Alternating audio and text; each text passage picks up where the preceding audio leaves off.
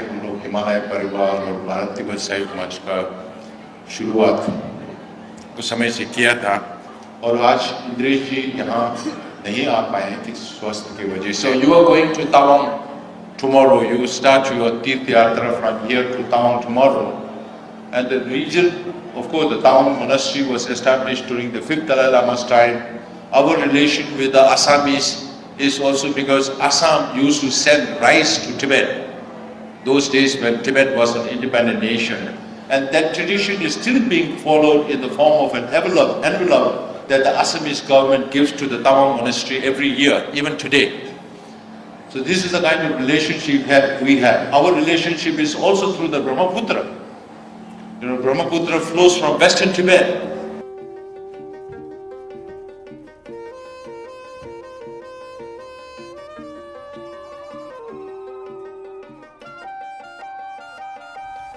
나발랭게 사말로라야 잠디 테스트 레전드 슈에긴 나 주주도지 고장 겐토긴 드림게 렌제 세로나게 레전디 난 캐서니동 이생에 더버 주직 베츠 주고 레살 학베니 비미딕 주기 펜덴시 동페브스리 조기 갸가르 페드 갸교 초바 바르트 티베트 사욕 마르치기 구디고 갸가르 창셔 아삼기 게서 워하티로 따왕 네고르시베 페드 고도 레구 탱 줍시베 원제 제고 송셰 능위 인동 소르 슈버시 샤블라 시시 용수 생애나 부주 송셰디 현계 당 인계 능 소그 슈페도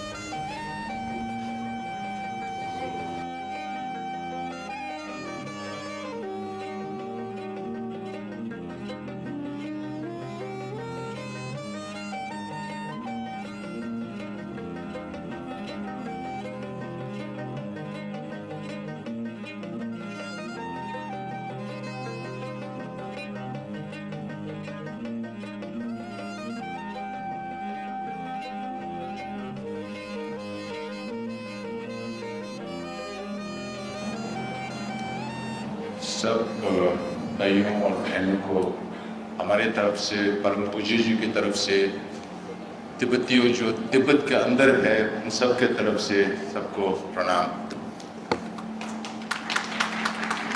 मुझे अभी भी याद है इंद्रेश जी ने 2002 में जब मैं दिल्ली में काम करने आया था तिब्बतीय सांस्कृतिक और नीति शोध केंद्र के डायरेक्टर के द्वारा, तो इंद्रेश जी के साथ हम लोग उस समय दिल्ली का मुख्यमंत्री साहिब सिंह वर्मा जी थे, तो उनके वहाँ रेजिडेंस में जाके हम लोग हिमालय परिवार और भारत तिब्बत सहयोग मंच का शुरुआत कुछ समय से किया था और आज इंद्रेश जी यहाँ नहीं आ पाए थे स्वास्थ्य की वजह से. तो रुपेश जी यहाँ आए हुए हैं, तो रुपेश जी को प्रणाम. आपके आज्ञा से मैं इंग्लिश में बात करना चाहूँगा क्योंकि ये राजनीतिक और ये ऐतिहासिक जो बात करना है वो हिंदी में हमारे समझ थोड़ा कम है, तो आपको भी मिसकम्युनिकेशन ना हो, इसलिए I'll shift to English. The Honorable Vice Chair, Deputy Speaker of the Assam Parliament, Honorable Minister, Rupesh ji, all the local leaders here in Assam. It's an honor and privilege for me to be here. Just yesterday, I was in Dharamsala. Day before yesterday, I was in Dharamsala. We celebrated the 75th anniversary of His Holiness assuming the political and spiritual leadership of Tibet way back in 1950. That is just before we lost our independence. And this Tawang Yatra, I have personally been a part of this Yatra way back about 10 or 12 years ago.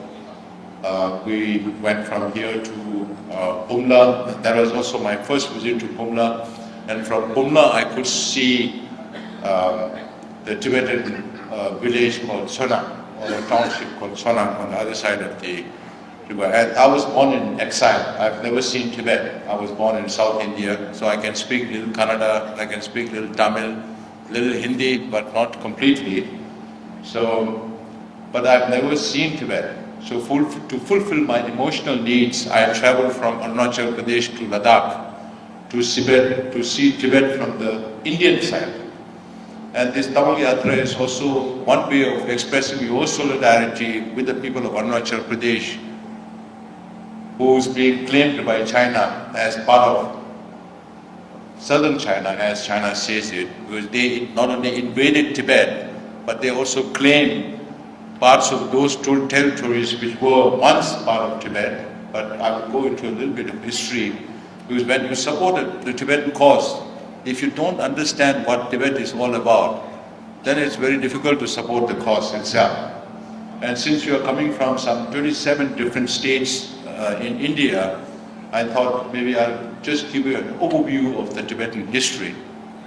We have a recorded history of more than 2,200 years.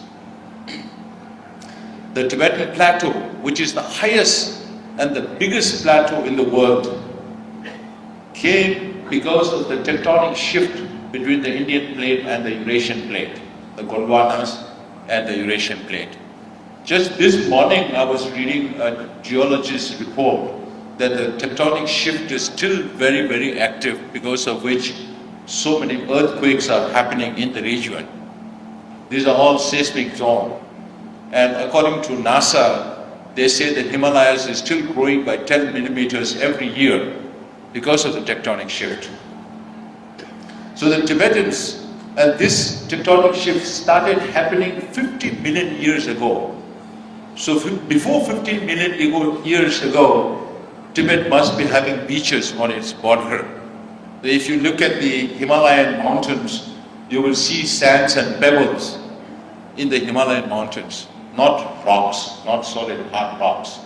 So that shows that Tibet at one time had beaches with India on the other side, and because of this tectonic shift, the Tibetan plateau came up. And even today, the Indian plate is going underneath the Tibetan plate, and it's making the Himalayas rise.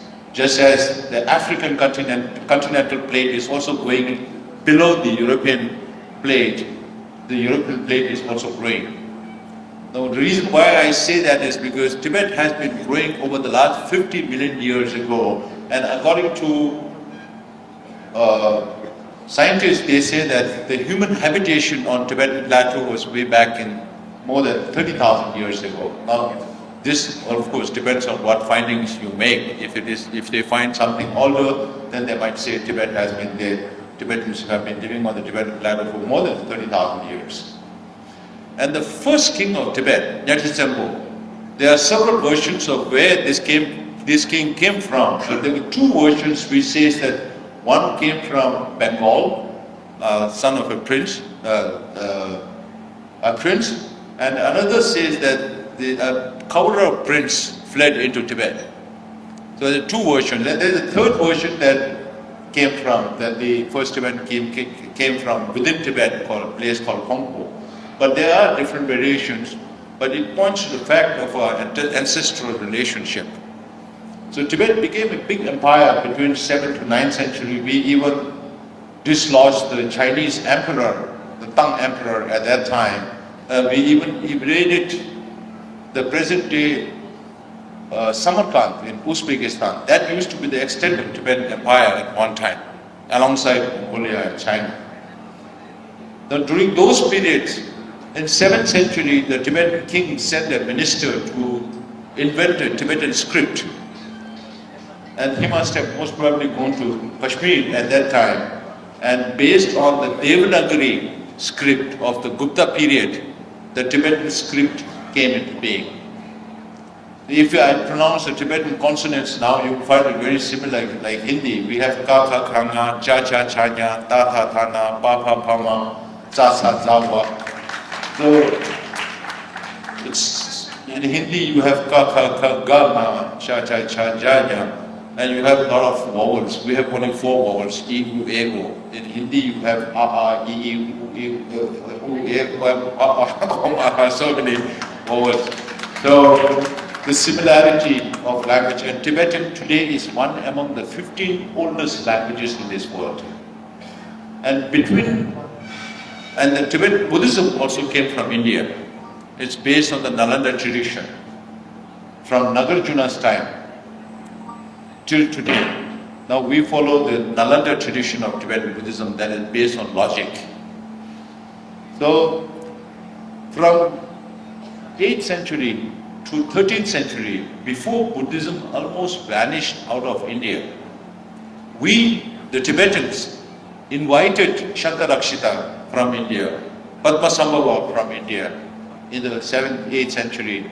And they advised us, since we have a language of our own, why don't you translate every teaching of the Buddha into your language?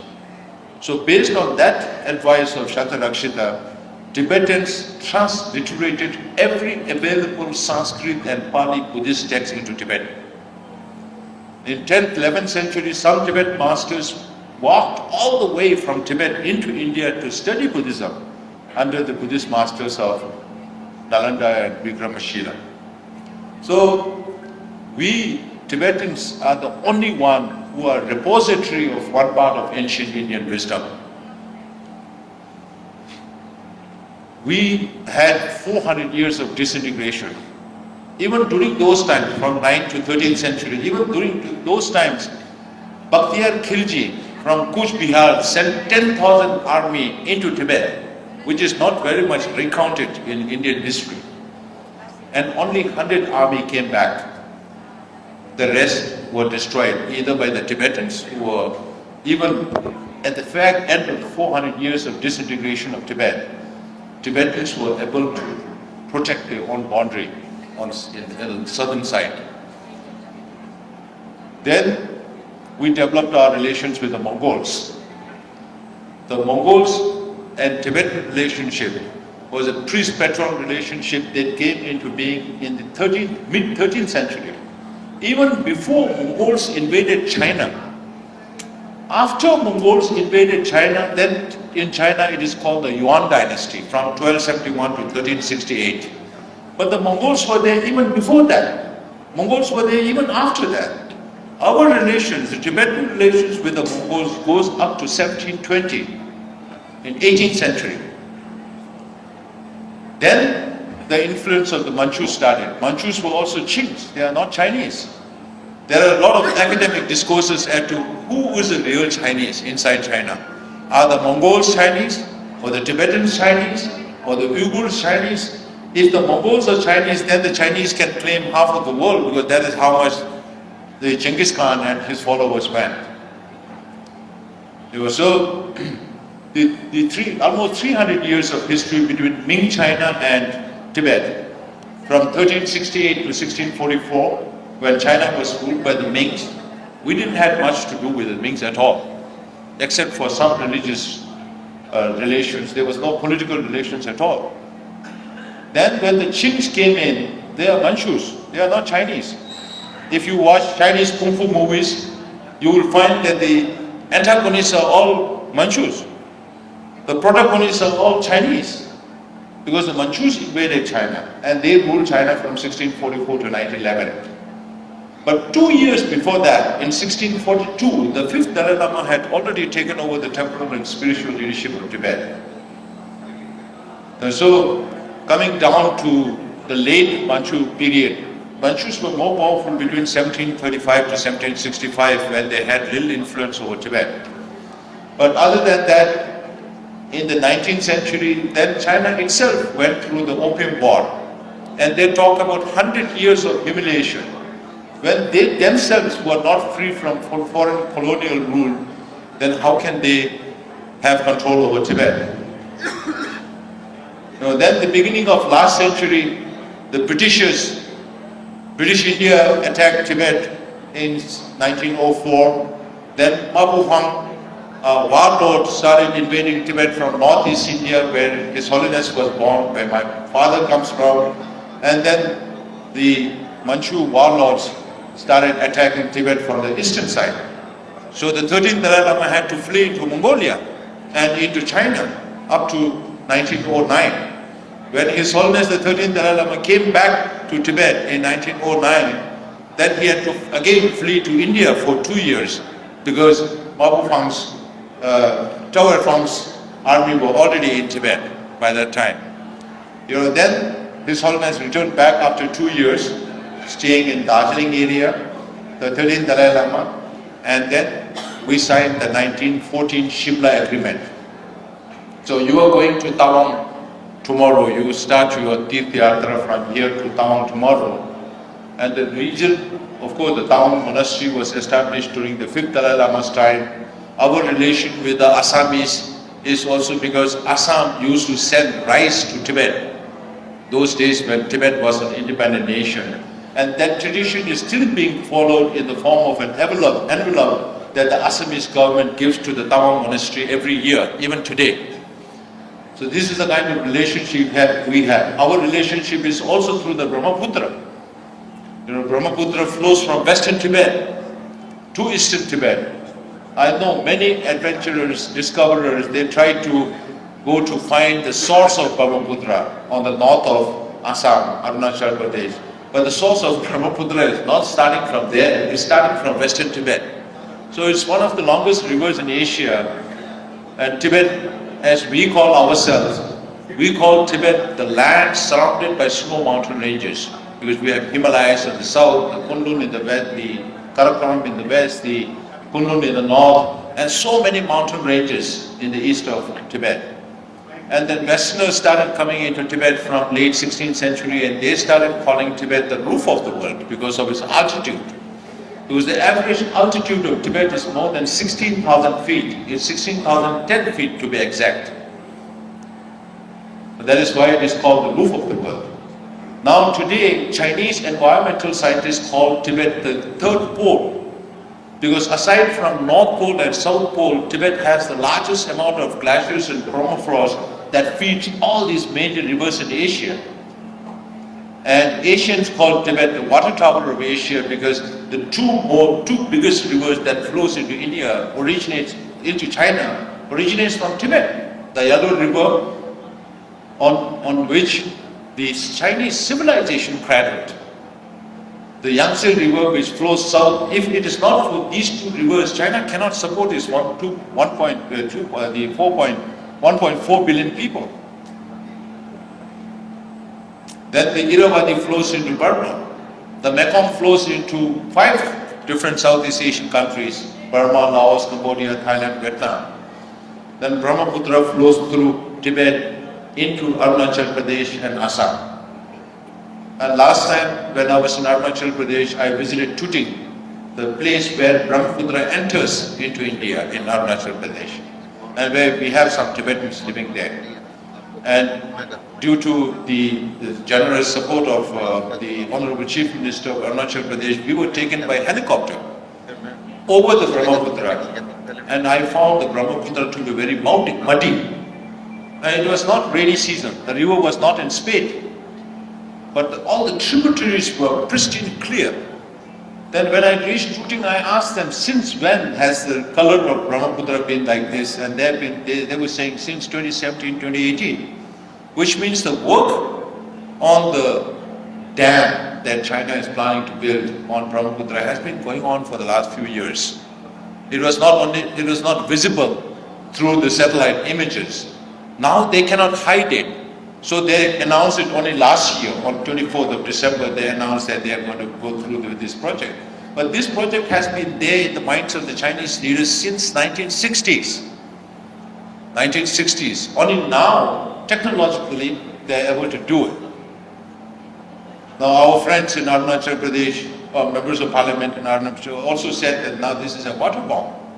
The reason why he says this is because the countries that I mentioned, from Pakistan to Nepal to India, Bangladesh, the 5 Southeast Asian countries and China, are some of the most densely populated areas in this world.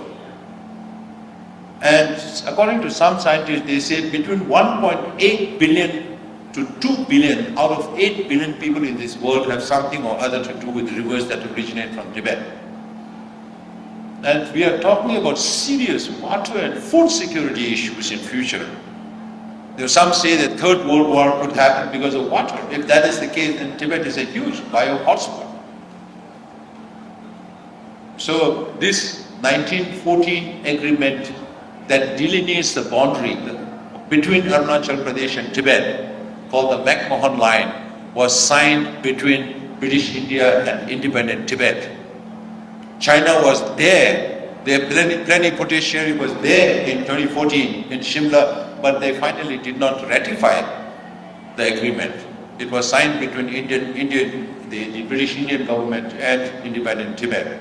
So we abide by what we signed those days, and we believe and we hold this position that Tawang today and Arunachal Pradesh today is part of India. And that is our discretion, our decision, not the Chinese government decision. So after India got its independence, the Indian government also has an obligation to carry forward all the treaties that they signed with other countries. Nepal also became a part of the United Nations by citing their treaty obligations with Tibet. So these historical narratives we need to understand a little bit, because we have relations with the Mongols, with the Mings, with the Qings, with the Kuomintang, the KMT, and with the Communist Party. So only in 1949, when China was taken over by the Communist Party, that we also get enveloped in the wave of communism that spread in the region, and we have become today a stateless people. We have always remained very, very grateful to the government of India, to the people of India, for their generosity in giving us hospitality and all the humanitarian support because of which we exist today. If it is not for the government of India, we don't exist. I'm always asked this question, how is Indian government treating you? I always tell them, if it is not for the government of India, we don't exist. So we remain thankful to the government of India. We have also some very nice songs thanking India. I always become very emotional whenever the Tibetan Institute of Performing Arts sings these songs to remind our people that India is our host and they have treated us very well. And our historical relationship, our spiritual relationship, our linguistic relationship, everything, we are an extension of Indian culture. And I remember one of our leader, Professor Samdong Rinpoche, who is very well versed in Hinduism also, saying in one of the meetings in Chandigarh of all the Tibet supporters, and Rinpoche cited this example of Hanuman forgetting to fly when Lakshmana was hurt. So Ram had to remind Hanuman that you can fly and fetch the medicines by lifting the mountain. So Rinpoche said, India has all the soft power in this world. Hinduism has spread across Southeast Asia and East Asia. Buddhism, which was born out of Indian soil, out of Indian mind, had spread across many countries. Now the only thing is India needs to use that soft power and its influence in this world based on the values of ahimsa, non-violence, and karuna, on which His Holiness built his philosophy and spread the knowledge throughout this world. We are very happy to be carrying forward a legacy of India that is based on ahimsa and karuna. And as we speak, there are so many violent conflicts going around in this world. We don't know whether we are resolving one conflict or whether we are creating more problems in future. But the only way is non-violence means, and that is what we are trying to follow. And His Holiness fights that through the middle way policy. But when you say middle, there are also polarities. So we also focus on the polarities. And the Sangh Parivar has been always very supportive of the Tibet issue. And I had the opportunity of seeking guidance from Sudarshan ji, Mohan Bhagwat ji, and they have always been telling us, even Indiresh ji was telling us that the Sangh supports independence for Tibet. We very much appreciate that, but we also understand the problems that we have to go through by dealing with the Chinese government. So what we are trying to do now is to reach out to governments, at least let every government recognize the fact that Tibet was historically an independent state. So that recognition, if we are given, then it could be a leverage for the middle way for the Chinese government also to come and talk to us. Otherwise, there's no leverage for middle way. When every country keeps saying Tibet is part of People's Republic of China, because China keeps saying Tibet has been part of China since ancient times. They themselves don't know when ancient times is all about. And they are on very thin ice when it comes to history and their legitimacy or sovereignty over Tibet. We can always fight back. So we are only 40,000 Tibetans in exile today. 70,000 are in India, about 10,000 are in Nepal, and then the rest of 60,000 are spread across 26 different countries all over the world. And now His Holiness is 90 years old. He is not able to travel as much as he used to do before. So we have to do all the traveling. So I keep traveling 6-7 months a year internationally to reach out to as many governments as possible to keep our flock, our people together, even though we are becoming physically distant, be emotionally close and keep the struggle going on. And His Holiness always says, never give up. We will never give up. We'll keep fighting for our right, and we will need your continuous support. Thank you so much.